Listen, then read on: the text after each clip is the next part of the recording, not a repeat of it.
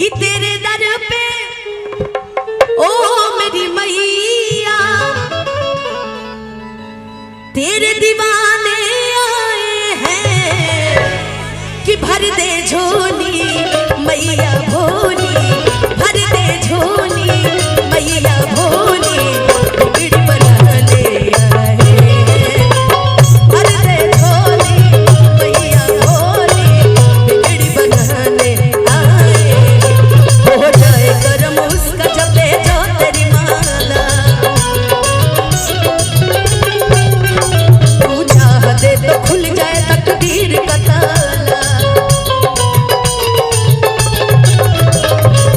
कि माँ की ज्योति से नूर मिलता है, कि चैन मिलता है, सुरूर मिलता, कि जो भी आता है मैया जी तेरे दर पे, कि कुछ न कुछ तो जरूर मिलता। अर्जी सुन ले बेटे की मैया, पार लगा दे जीवन की नैया। हाल दिल अपना वो मैया हम तो सुनाने आए हैं। हाल दिल अपना वो मैया हम तो सुनाने आए हैं।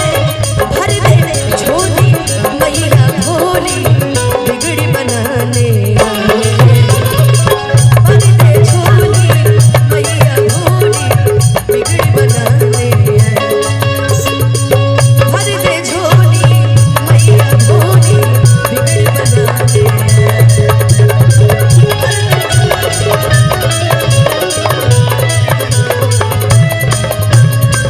भर दे झोली मैया भोली, बिगड़ी बनाने आए हैं।